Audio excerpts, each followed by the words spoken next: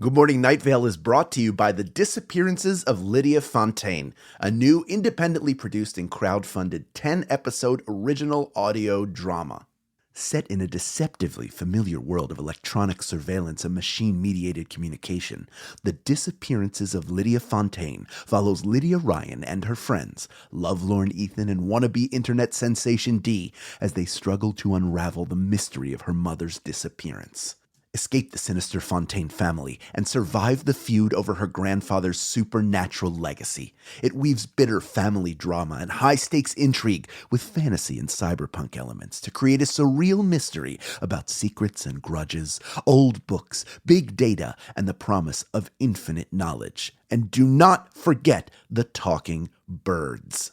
It's a full-cast production with original music and a bespoke soundscape presented through a series of found-footage-style surveillance recordings. And it's important to note, this show was made entirely without generative AI. Even the computers are voiced by human actors. Episodes are free, and you can start listening right now with the Season 1 finale due to come out on August 16th. For more information, go to lydiadisappears.com. and find The Disappearances of Lydia Fontaine wherever you get your podcasts and start listening from the beginning. Insurance isn't one size fits all, and shopping for it shouldn't feel like squeezing into something that just doesn't fit. That's why drivers have enjoyed Progressive's Name Your Price tool for years. With the Name Your Price tool, you tell them what you want to pay, and they show you options that fit your budget. Enough hunting for discounts, trying to calculate rates, and tinkering with coverages. Maybe you're picking out your very first policy, or maybe you're just looking for something that works better for you and your family. Either way, they make it simple to see your options. No guesswork, no surprises. Ready to see how easy and fun shopping for car insurance can be? Visit Progressive.com and give the Name Your Price tool a try. Take the stress out of shopping and find coverage that fits your life, on your terms. Progressive Casualty Insurance Company and Affiliates. Price and coverage match limited by state law.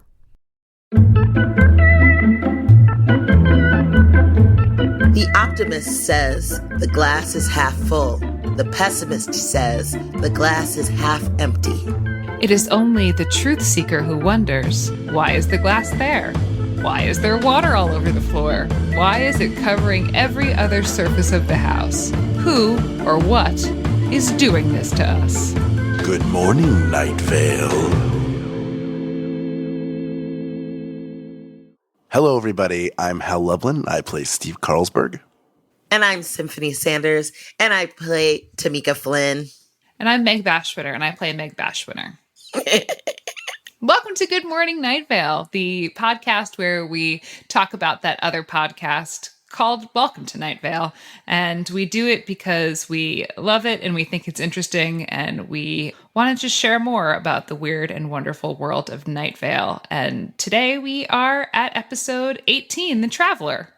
A traveler arrives in Night Vale. What does he want? Why has Jerry's Tacos returned? Plus, the mayor calls an emergency press conference, another round of corrections, and a look at the community calendar. What'd you think? So many things. Well, this one, we should mention that this one is co-written with Zach Parsons. So we have a co-writer on this project, which is pretty cool. I think you can kind of feel that in the episode, that it has the voice of Night Vale, but also you can tell that there is a third party involved in the creation, style-wise. Definitely. I definitely felt that, especially with the traveler himself, the way he spoke and the way his personality was. And then, just the rhythm of it was very different.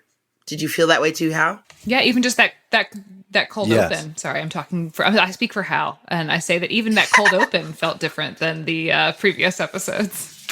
I've been advised by my Meg Bashwiner not to talk about the cold open. Great. No, I agree.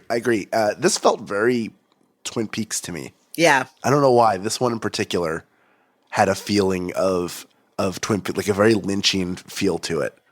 And I liked it. It kind of drew me in. It just felt like everything was ramping up. And we'll get into that even more. I think it heightens even more in the next couple of episodes. But this one's just like a delightfully bizarre sort of collection of stories happening. Mm-hmm.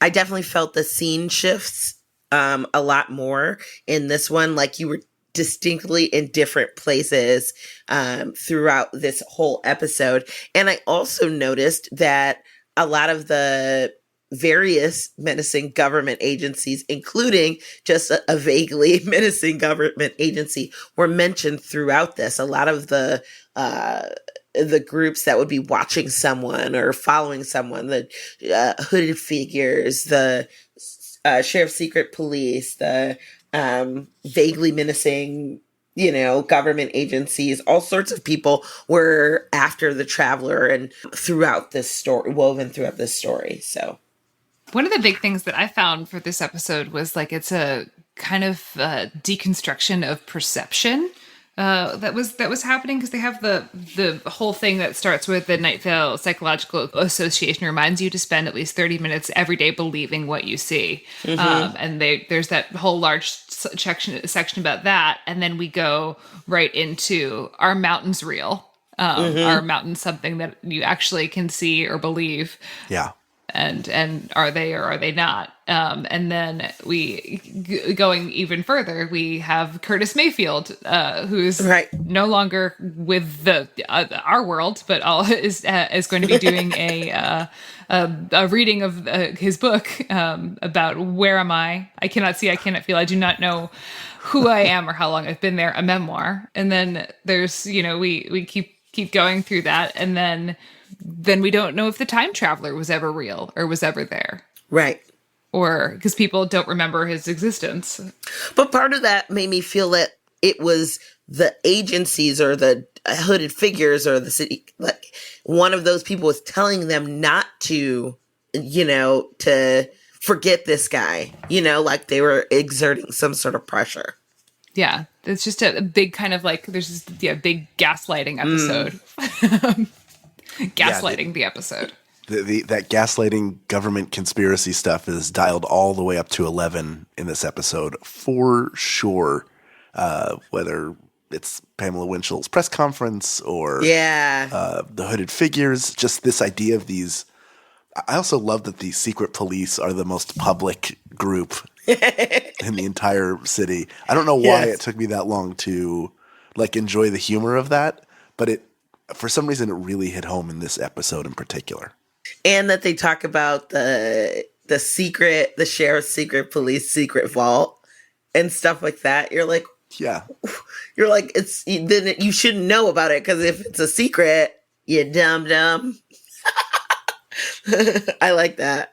It's all the worst secret keepers in town have formed a secret, but they're like, I'm doing something that's very secret. I shouldn't tell you because it's a secret. Okay, I'll tell you. But don't tell anybody. It's a secret. We have this vault. Ooh, I've got that juicy gossip for you.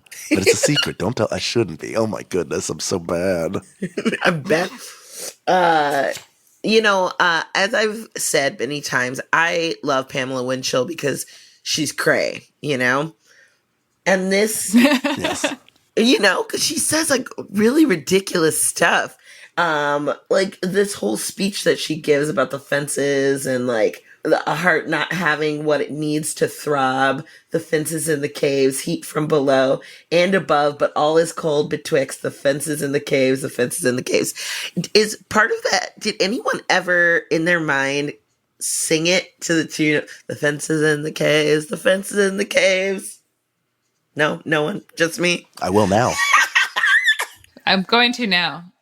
Let me take some private time to do that. Everybody please take 10 minutes to do that. Yeah, please stop what you're doing. Hopefully it's performing open heart surgery. Yes. They'll wait. And they're they're fine. They're fine. They're not going anywhere. They're in no rush.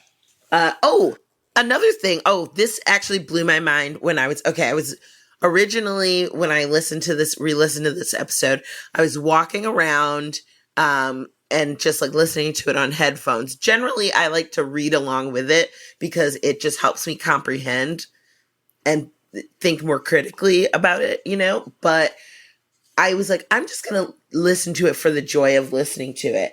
And I was thinking about the map of Night Vale. I say that with quotation marks.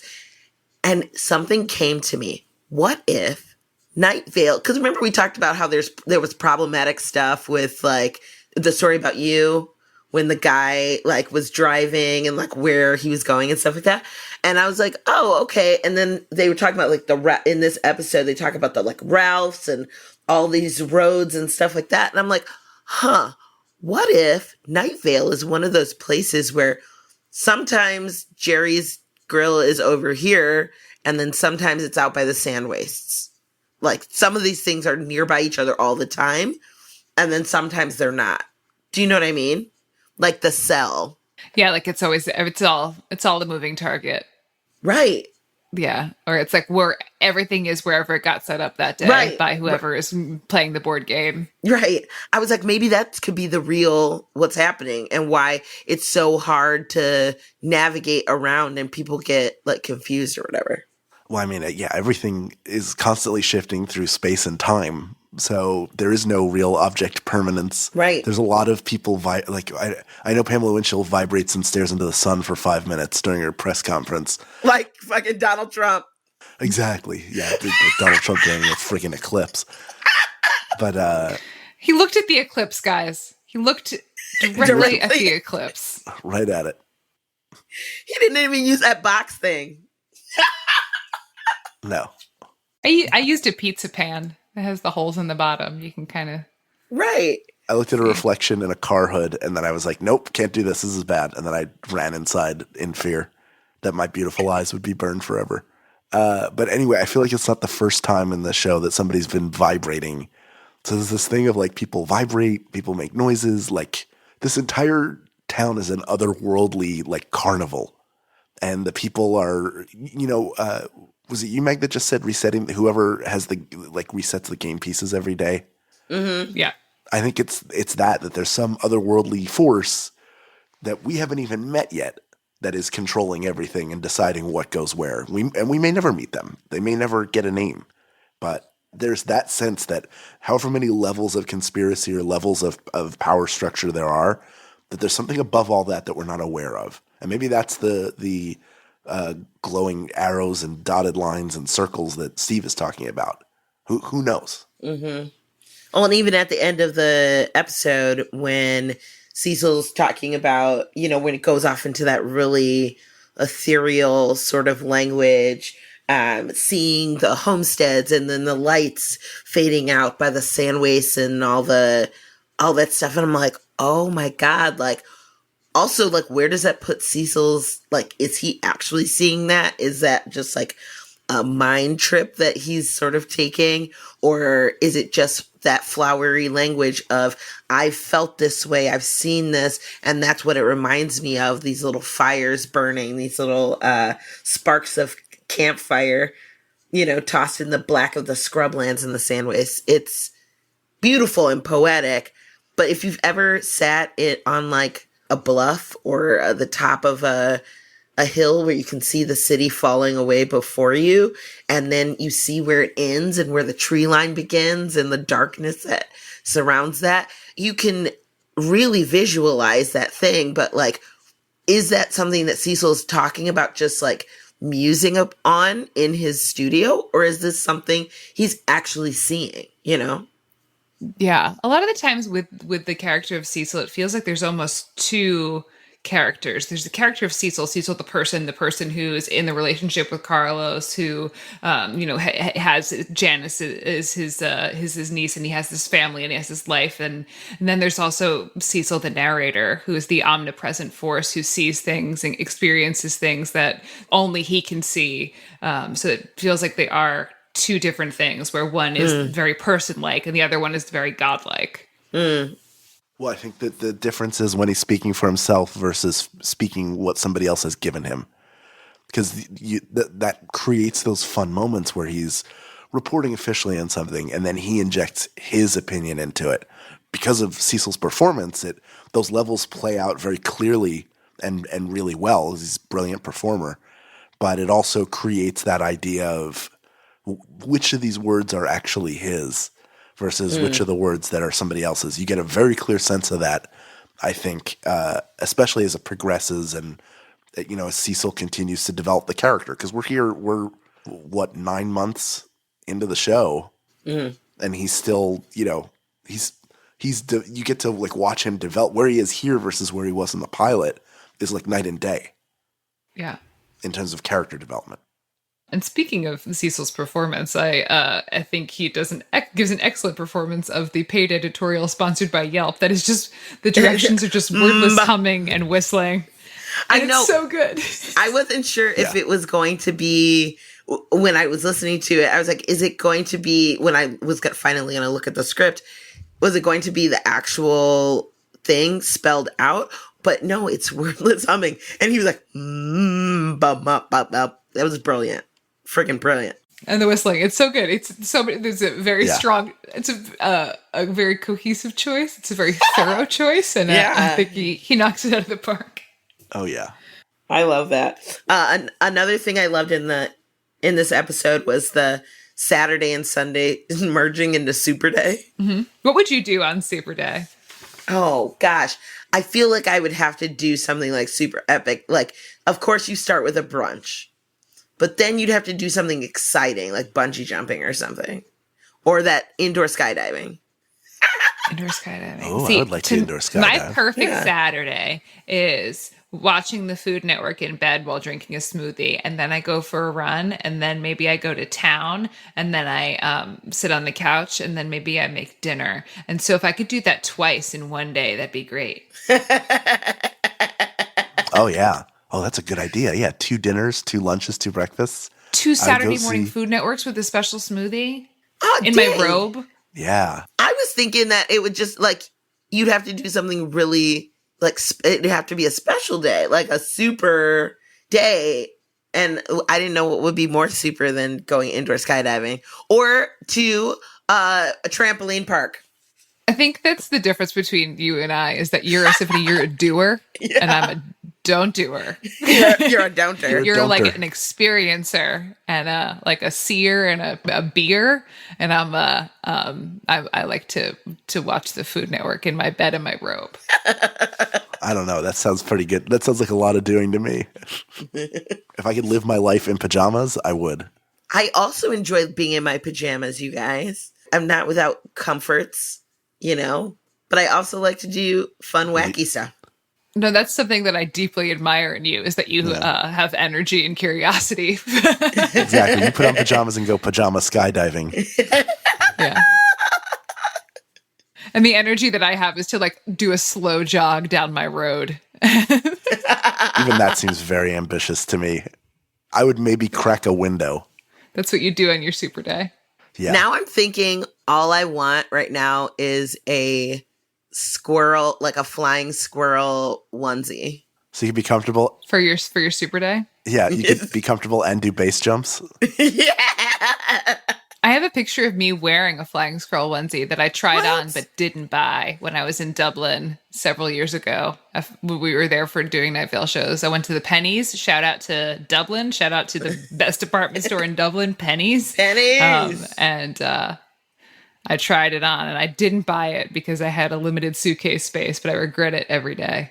Every day of your life. We always regret the things in life we don't do. The pull tab on the zipper was a little acorn, like a little nut. Oh, that's adorable. You could have shipped it back home. That's always questionable. I tried to ship something home from Cologne once, a box home, and I ended up with some stuff that I did not ship. Oh. Like a box full of broken cookies, which I did not buy. And it was missing, like I bought a Stein and that was gone, as well as my friggin' travel steamer. Oh, your purple travel steamer? Yeah. Oh, no. I was like... That's terrible. Yeah, the box... Cecil shipped stuff home. I know, but the box was crushed. And he got his reindeer pelt. I think it was just when I dropped it off at the DHL in Cologne, she didn't give a shit. That woman was like... She was like, I don't give a fuck. And she's like, I don't know what you're saying. And you don't know what I'm saying. She's like, yeah, give me $60. And I was like, okay. And then I didn't get my shit. So I got some of my stuff, like a couple of dresses and like a curling iron or a flat iron. But the rest of it was lost to the wind, friends. So fuck you, DHL. Just kidding. Wow. Good Morning Night Vale, not sponsored by DHL. Sponsored by fuck you, DHL. Yeah, and FedEx. Come on, FedEx, UPS, get in on that. Give me a code so that I can send stuff back from my European destinations. Cecil shipped home a reindeer pelt and bear meat. I know. And you didn't. That came through clean. They were just like, yep, that sounds fine. Just deliver that right to that man's house in America. But no, she can't have her steamer. No, my box was crushed, dude. Like, so I'm pretty sure like it got crushed and stuff busted open, and like they just tried to scoop as much back into the boxes that were crushed, and I got some stuff from somebody else's box because it was just some of the random materials that were laying on the floor nearby. Speaking of crushed, let's talk about the traveler who potentially may have gotten crushed by the hooded figures or whomever took him away. I think he was killed, don't you? You think he got iced? Oh, yeah. You're right. I do. By whomever in the government was like, no, this guy can't come around here and be like, I'm going to save you people. He can't stay. I also think that he got taken out. Yeah. But not without leaving behind a wife and child. That whole section about all those people having babies was so weird. Babies in pellets and all sorts of stuff. And Megan Wallaby. One of my favorite characters on the show is Megan Wallaby. And we get, this is where she's a man hand. An adult man's detached hand. There's more that happens later for Megan. She gets some more corporeal. Right. Which is just fun to say, more corporeal later on. But yeah, this is the beginning of Megan Wallaby, who has an interesting story. Zach Parsons created this character. Talk and Herschel. But Talk and Herschel. Talk is the dad, and the wife, or, well, I guess we don't know. It says Talk Wallaby's wife, Herschel. So, but the wife's name is Herschel. That's a crazy name. And Herschel was given birth to men can give birth, but men usually don't go by wife. So I don't know. Right. But no, I just mean Herschel is a strange name. First of all, just because it's old. That's an old name. And now there's all those backpacks. Yeah. I don't know. Maybe the woman was named after her grandfather. Or maybe Herschel. She was named after the brand of hipster backpacks. And then the Black Dauphin had that pellet. And then Sweet Cactus June had Champ. Who was Judy. Her name changed. Right. That's what I was going to say. Cactus Judy at first, and then now Cactus June, no?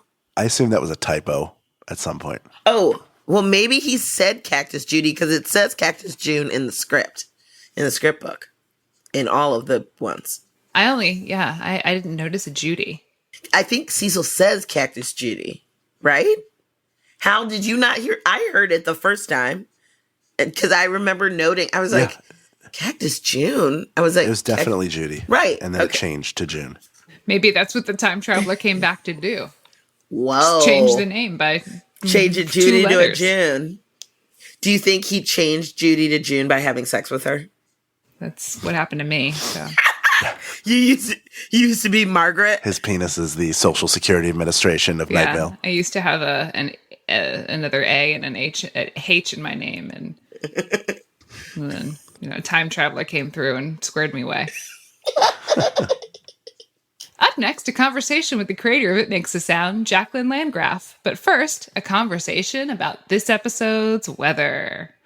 And this episode's weather was the Jews for Jesus Blues by the band Clem Snide. A little alt country tune. Yeah. Popping through. I kind of liked that there was this kind of alt country tune in this episode that has a little bit of a country old western kind of vibe. The traveler himself kind of has the Marlboro Man vibe to him, and Cactus June has a very only cowgirls get the blues kind of vibe to her. So this felt appropriate. Yeah, it's it's a fun piece of music. It's a counterpoint, but also thematically consistent at the same time, which is nice. Well, while I definitely appreciated the song and I thought thematically it worked really, really well, I did like it, but it's just not my type of music personally. I'm not a big country western-ish sort of person. But, you know, I'm open to all sorts of genres. So I really appreciated it. And actually, I appreciated it even more when I found out the name of the song. Jews for Jesus. Blues.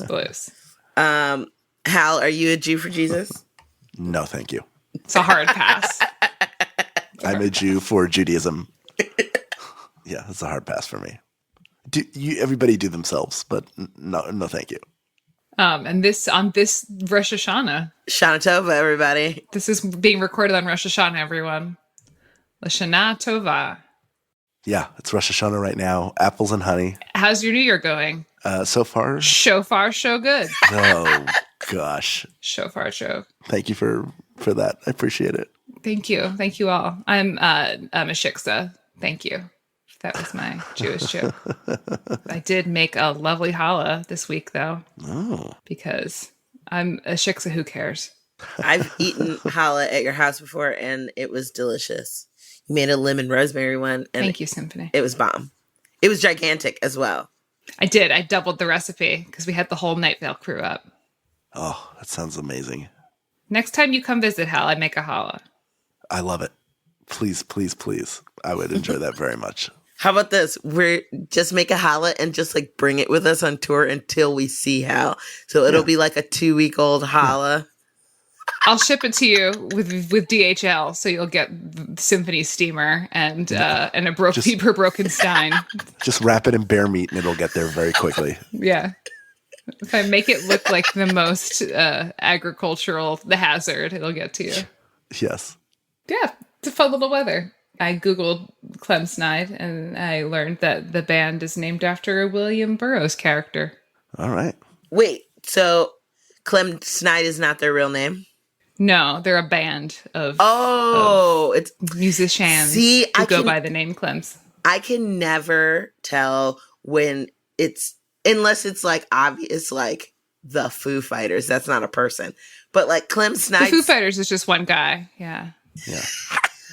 Foo Fighter is his name. Yeah, and I went to high school with him.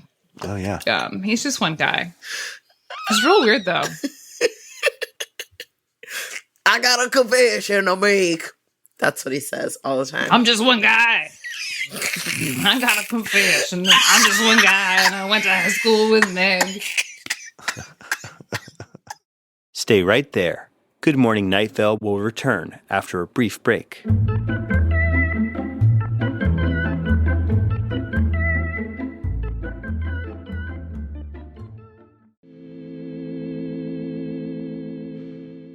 So today we have with us the creator, writer, and lead star performer of the hit wonderful podcast, It Makes a Sound. We have with us Jacquelyn Landgraf, who's going to be joining us to talk about The Traveler. Hi, Jack. Hello, dear ones. Thanks for having me. Thank you so much for making time to pop in and join us on this lovely episode 19. Episode 18. I'm very good at numbers. Now we're 18. We're ready to go to college. Yes. We can smoke cigarettes. We can. I thought it was 19 now. I thought everyone was juuling. I don't know. I believe in the state of New York and New Jersey, you have to be 19 to purchase cigarettes. Really? I believe so. Yeah. So they don't want the high school kids to smoke cigarettes, and they thought that that was the way in. Yeah, because a 19-year-old would never buy cigarettes for a 15-year-old. At that point, you've definitely developed a full moral compass. Yeah, good logic. Think about all the great decisions we made at 19. So. Oh my goodness, so many. I made tons of them. So Jacquelyn, I assume that you took a listen to episode 18, right? Absolutely. I'm so excited to talk about it. What is with that enchilada? Why is it so crispy? Yeah. It's so crunchy. I mean, I can really suspend my disbelief for a lot of this world of Welcome to Night Vale, but what's with that enchilada? Yeah. I guess it was like the top of it, or it had been left out, perchance, or maybe in... Is this MacArthur Park? Somebody left an enchilada out in the rain? I have possible theories, but I'm not gonna front with that.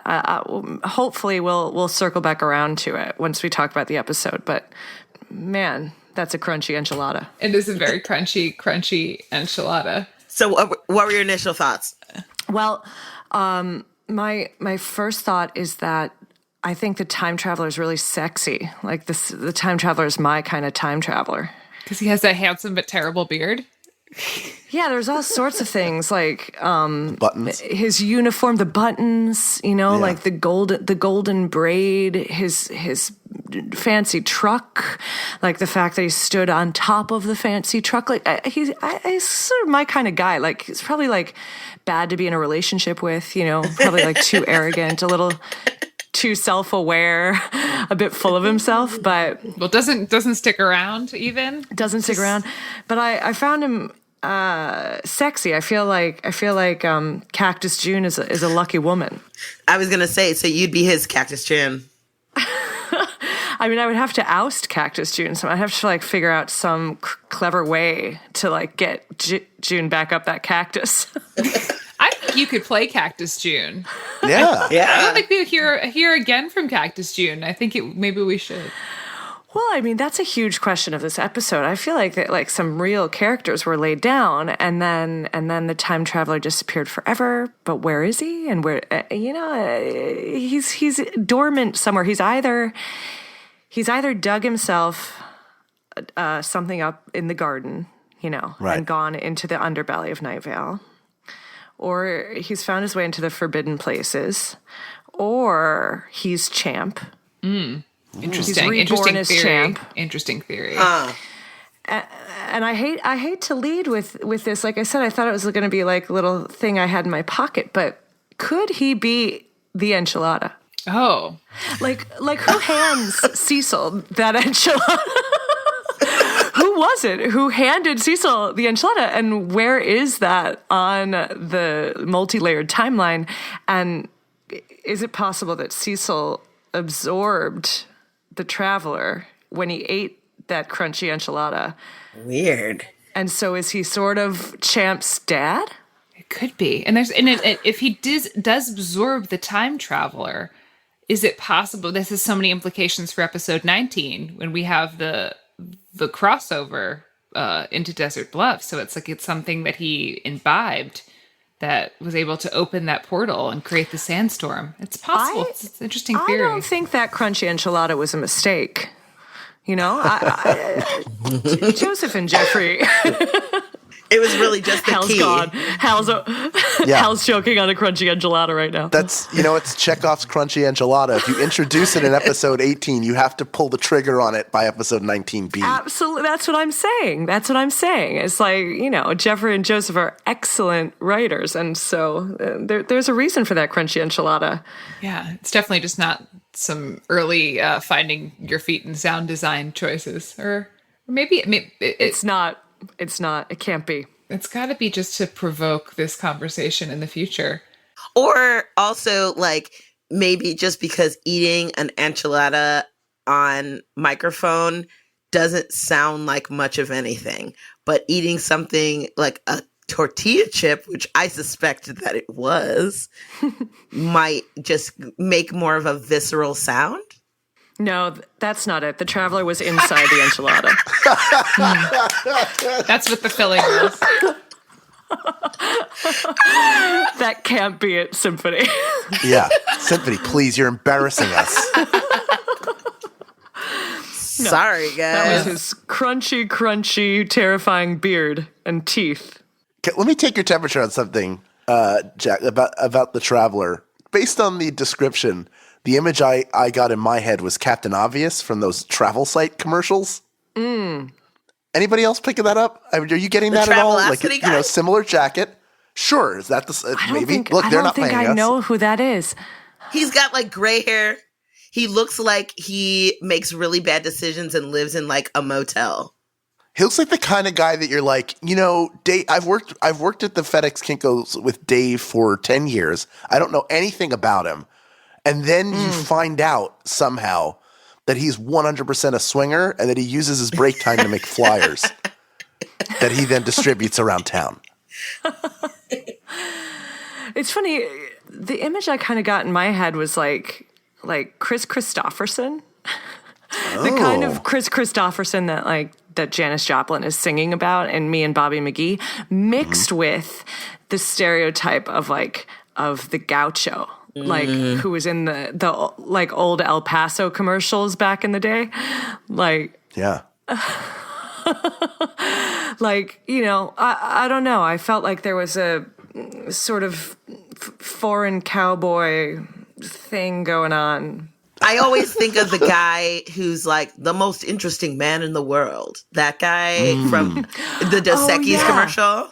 Because yes. I've always, this is, I mean, we've talked about this, but is the beard, it's dark and like it's terrible, but is it terrible like it's a bad beard, or is it terrible like because it's like looks like terrifying, like a Ming the Merciless beard? Do you know what I mean?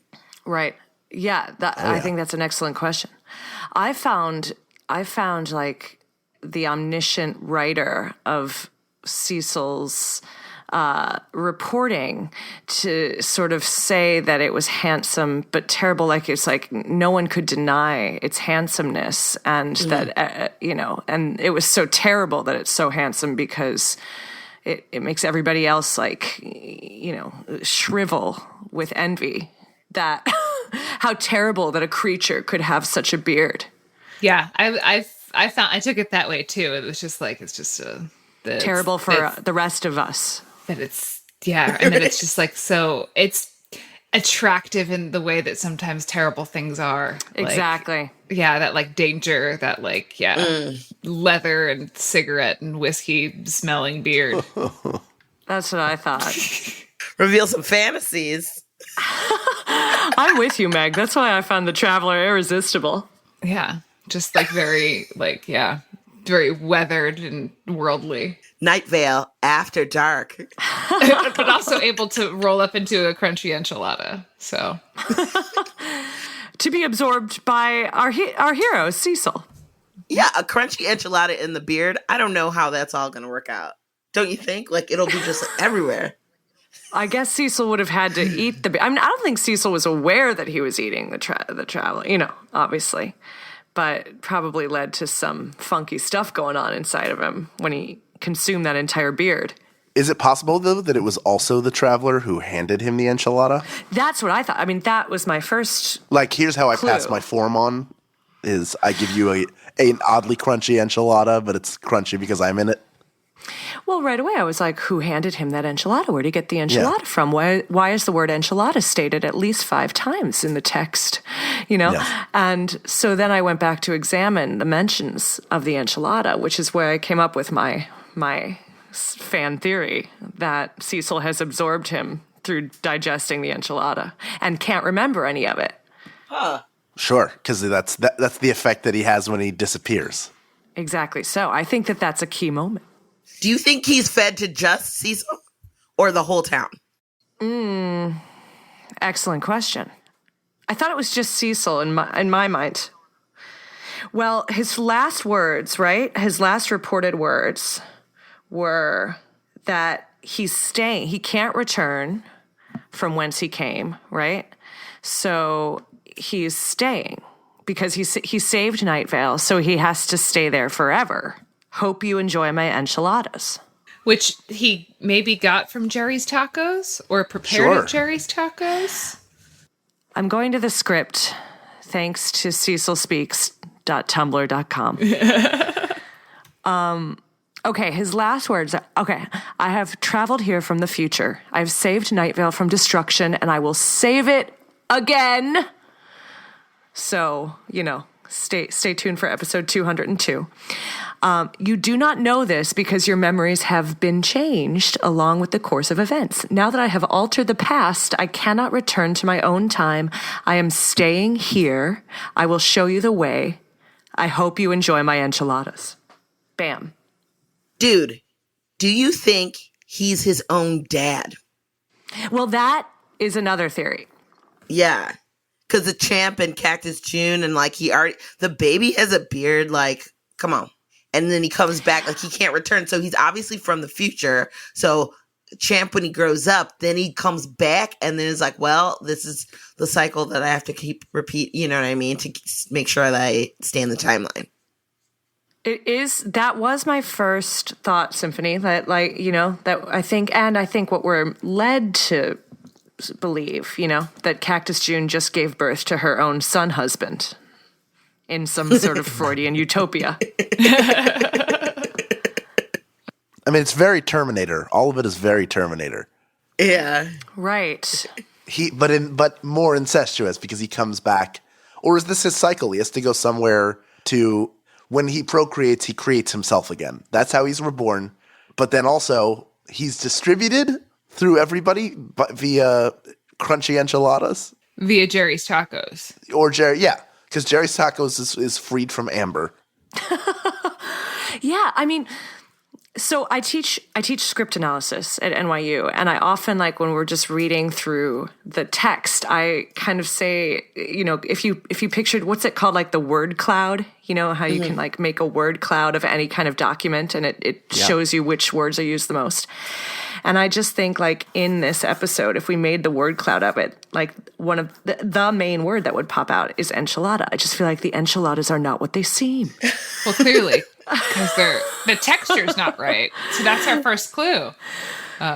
Yes, and when it was shut down, when Jerry's Tacos was shut down last year, it was because Jerry transgressed against nature with his enchiladas. By making them crunchy. Maybe that's it.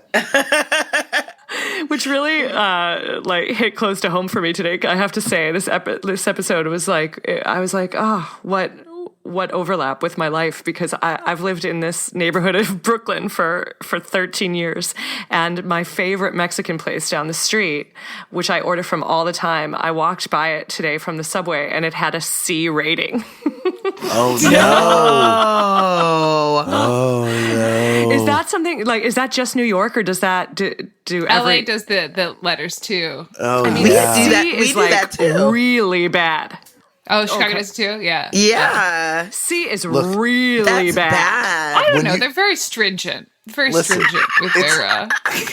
This is not I like don't know. school. A B is not good. If I see a B on the door, I'm like, I'll definitely get diarrhea from that place. Not a chance. A C is like, I'm playing Russian roulette if I open the door. Yeah, like I don't know. How clean do you think your kitchen at home is? That's not the point of this. There's no rat droppings. I'll tell you what. Yeah, I've passed like little closets in Chinatown that are like rats are cooking in the kitchen, like, and they still have like a bee. Ratatouille. Yeah, it's like the Ratatouille corner, and they still pass with a bee. It's even worse. It's Muppets Take Manhattan, where they're skating on butter on top of the grill. That's a C level. B is Ratatouille. C is Muppets Take Manhattan. Those smoking ones that have the wispy hair on top, and they have the little fat belly. Yeah, exactly. The little shrimps or whatever. Yeah, Pepe the prawn, Pepe the king prawn. Pepe the prawn. Yeah. I put out like a fast red alert text message to like all my friends in the neighborhood, those who have moved to LA, like everybody. I was like, I won't say the name of the restaurant, but I was like, our restaurant has a C rating. Think back on our choices. Think back on all of our choices. If you've eaten there a lot and it tastes good and you don't get sick, then maybe you can handle a C rating, you know? You've got like an iron stomach. I guess. But yeah, I don't know. I feel like my little restaurant transgressed against the nature of enchiladas. This is me being like, I am for the little restaurant, and I'm like, you can have a D rating. It doesn't even matter. Like, if you're making good food, it doesn't necessarily have to be the cleanest thing in the world. Ooh. Sure. Oh, Meg, I don't like this part of you. I don't like this is a part. Like because it really, it's like the reason people have A's is because they have someone on staff that like makes sure that all that shit is perfect, and that like when the person comes, their like scoop is in the ice maker and all that, like all those little stupid boxes that have to get checked are checked. But like if you're busy focusing on the food and you're not focusing on the ice scoop, maybe you get a C. Have you ever seen Kitchen Nightmares, Meg?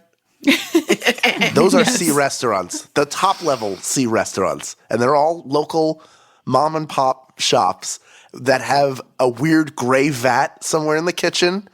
The meat has been there since the Carter administration. It's in bad shape. And they're all fighting with each other.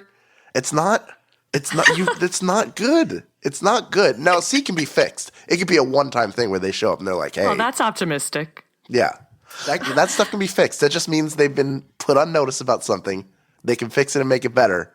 And the food won't, it's not, if the place gets clean, it's not like a place will stop making good pancakes.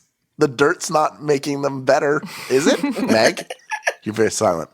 I'm not saying, maybe it's not dirt though. I'm just saying that it's a C maybe necessarily isn't dirt. A C could just be that there is no scoop in the ice machine. Wait. I'm looking this up right now. While you look this up, I feel like this conversation is making me want to do three things. One, eat an enchilada. Two, follow it with Pepto-Bismol. And three, start writing with all of you a spin-off show of Welcome to Night Vale called Jerry's Tacos. I feel like I already can think of endless plots for what happens inside the plinth of Jerry's Tacos. Yes. I love that Jerry's Tacos is located at the corner of Ouroboros Road. I love that too. Because it's the corner. The Ouroboros is the snake that's eating its own tail. So it's a circle, so there's no corner. It's a circle corner joke. That is very clever. Do you think perhaps it's a clue as to what happened to the traveler? Well, I think it is because Ouroboros, if it's cyclical, so it's like it's, a snake eating its own tail, that's time, right? Time is a flat circle.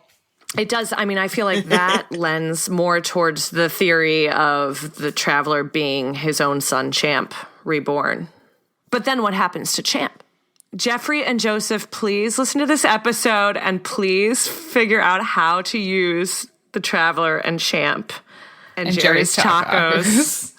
What rating does Jerry's Tacos have? Now listen, I've done some research. Meg, I've done some research and I do owe you an apology. A C grade means generally acceptable prep area. So that's 70 to 79 points, but if you drop below 70, you are a bad restaurant. So that is a thin line between 70 and 69. You don't want to be skating on that thin ice. No. Get up to a B. It's a dangerous game. And New York City, which I love with my whole heart, is so disgusting. And like you hardly ever see a C rating in those restaurants. So we're graded on a curve, I think. And the C is orange. Right? Yeah, the C is orange, like shame orange. Yeah, it's like, because with the A's and B's are blue, right? Or yeah. The A is definitely blue. A is blue, B is green. B is green, and then the C is orange. The C is just on fire in the doorway. Maybe a little bit of a warning. Like, maybe you don't want to eat here too often. Yeah. If it was really dangerous, they wouldn't let you eat there. I will say when I passed it earlier, it was like the C rating was like proudly displayed and like everybody was just drinking margaritas and having a time like they always are. There was an article a while back about a guy who was like, I have a super meticulous kitchen. Everything is perfectly clean. And this is this. And I invited a restaurant inspector to my home to inspect my home. And the restaurant inspector walks in and gives him an F immediately. And he's like, why? And he's like, you have a cat. Ew. Like, he should get an F for that. Yeah, in his house. So he's like, you can have the most meticulously clean home kitchen. You're still going to fail because you have a cat. I feel that about cats. Maybe they have a cat. Maybe they have a cat. Everybody has a cat to get rid of the mice that are cooking the food. That's right. They're employees. Yeah. Yeah. Ooh. I love it. Yuck. I have a question about this episode. Is this the very first time that there's another writer in the credits for Night Vale so far? There is in a previous episode, there was a collaboration with Regis Locker, who is, but that was more of a structural collaboration as opposed to this one, which is like a text collaboration. The collaboration with Regis was like they like used tweets from a. I'm trying to remember what the story was, but this is the one where they were like, it was a pyramid. This is the pyramid. So what would the pyramid say based off of the Regis Locker, who was tweeting as a pyramid. And this is one that's been like, they went to Zach and they were like, hey, we've worked together on something awful. I enjoy your writing. How about you pitch a story and write the story for an episode? And this was kind of the first time that that's ever been done where they like collaborated on a story basis with another writer. It's interesting because there were parts knowing Jeffrey and Joseph's writing and that we're still early on in Night Vale. Like I guess this is just good writing and seamlessly entering into a style, but some parts felt so Joseph and Jeffrey, and I was like, that part has to be them. So I wonder what the technicalities of breaking down the script was like. Yeah, I'm curious about that was like too. I know that like with each script that the two of them write together, in this situation, the three of them write together, there is a heavy collaboration process that is done in the editing process. And then with Joseph and Jeffrey, it's done in the like arcing story process where they like map out a season, then they each write to the episode, then they edit each other's episodes, and it kind of becomes this one cohesive voice. And so I think it was probably the same for this one where they got the story from Zach and then both of them edited the episode to make it of cohesive voice. And yeah, there is definitely stuff that feels very Joseph and Jeffrey, and there's stuff that feels not them, that you can kind of see Zach pushing through in. I feel at the end I thought there was such a lovely ending with Cecil's sort of turn into this sort of interlude into the cosmos at the end, and it felt very Thornton Wilder to me, like for theater nerds, it felt very Our Town and Pullman Car Hiawatha, where it's like, and now we're gonna pull out of this present with the time traveler and cinematically go upwards and change our geography and into the meteors and into the astronomy, and I thought that was really lovely.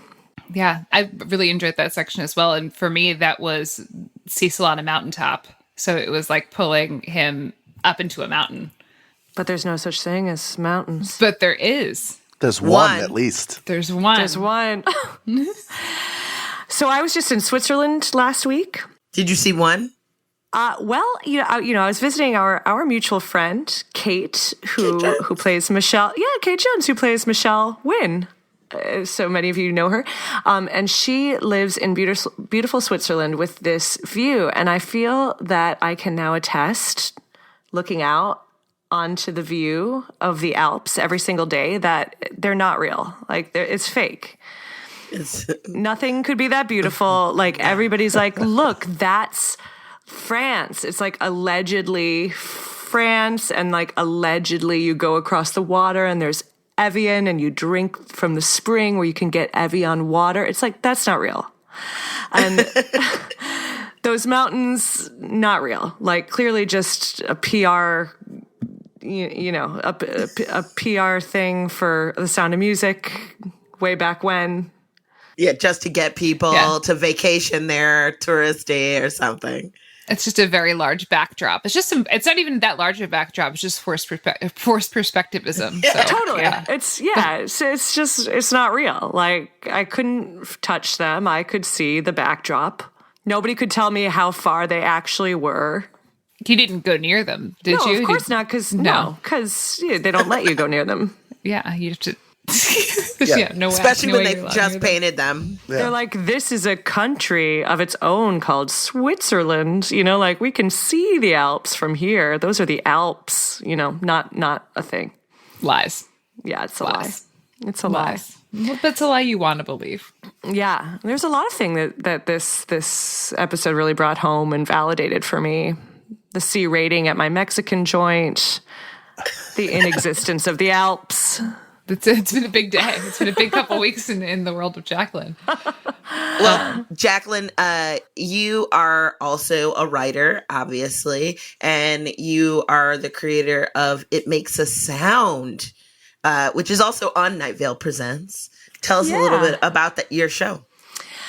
Well, The show is a serial fiction podcast on Night Vale Presents that is a quite different tone from Welcome to Night Vale and some of the other shows, but I think there is, it does come from a similar cloth of quirkiness and some bizarreness and some layers of mystery shrouded through the storytelling. It is about a woman who is forced, because of one reason or another, to return home. And that home is an abandoned golf course community that has really seen better days. And this woman, Deirdre Gardner, finds a cassette tape from 1992 in the attic that sets her about on a mission to awaken the sad town to the artist who should be its most famous resident. So that is her tenacious quest that we follow her through, the trials and tribulations of trying to awaken a town to a forgotten musician whose music is hard to get a hold of. Could it possibly be The Traveler? Oh my God. It's all connected. Look at that enchilada. Quick, catch this enchilada.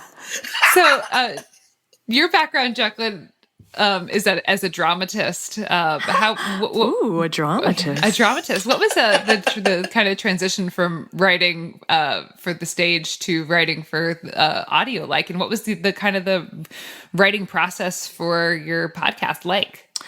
I was given such a gift from Night Vale Presents, and like many people involved with the show, I was in the neo-futurist company with Meg and Cecil and Jeffrey, and Joseph worked close with us. So we, for many years, we're all kind of working around each other and familiar with each other's writings and vibes and style.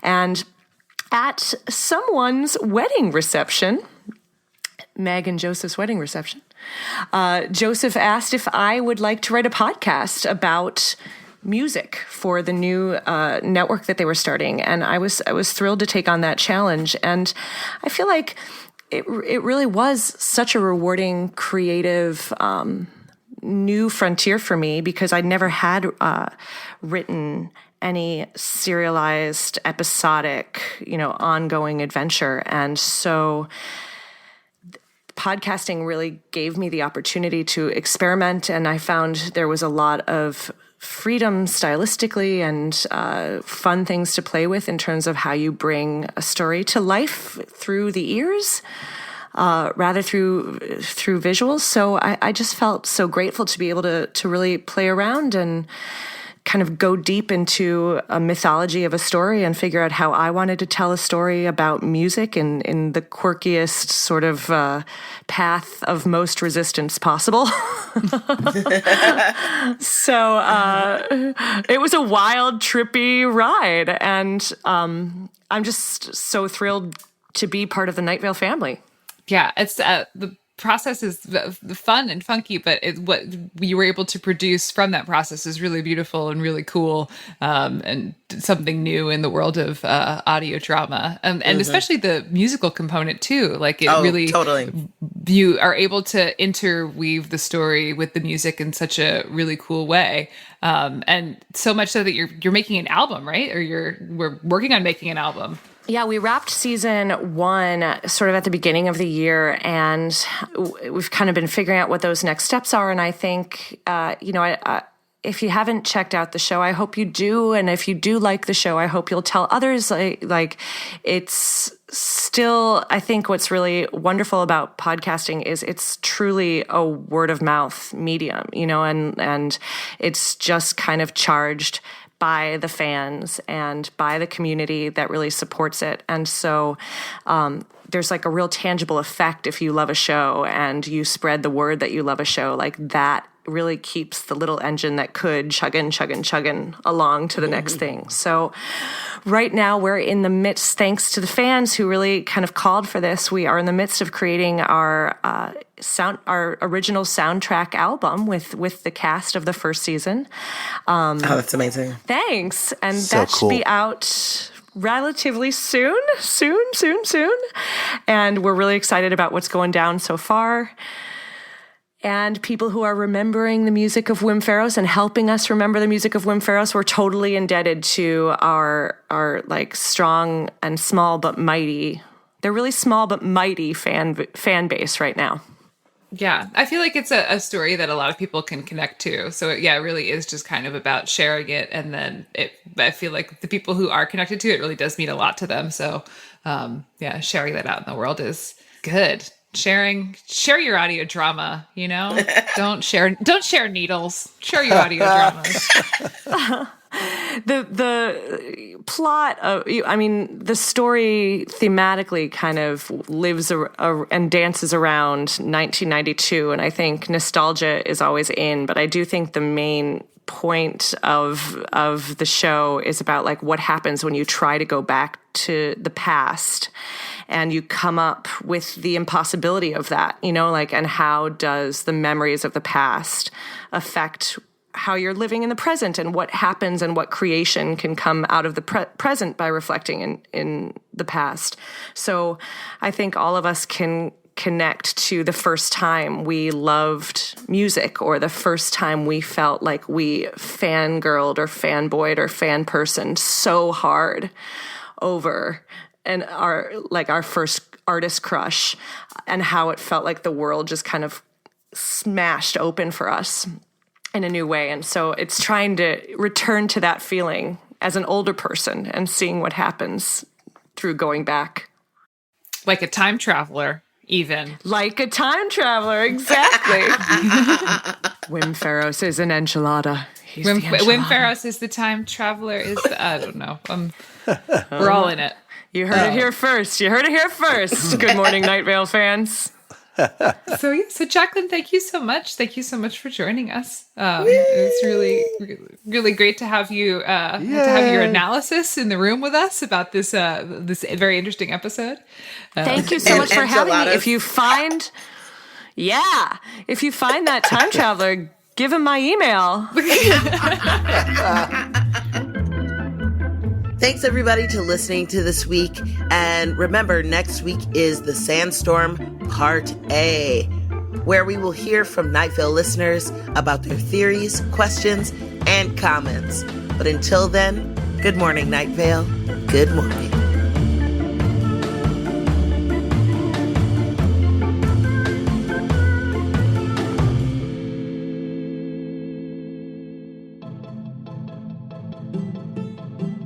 Good Morning Night Vale is a Night Vale Presents production. It is hosted by Symphony Sanders, Hal Lublin, and Meg Bashwiner. It is edited by Grant Stewart.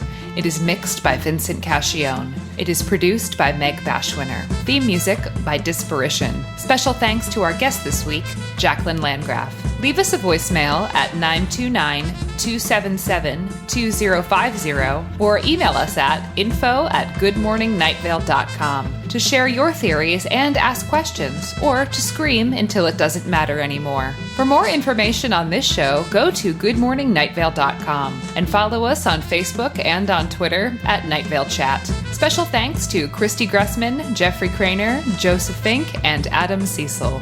Today's adverb is randomly. Allow me to randomly give you my opinion on buttermilk. I think it is better for baking than it is for laundry detergent.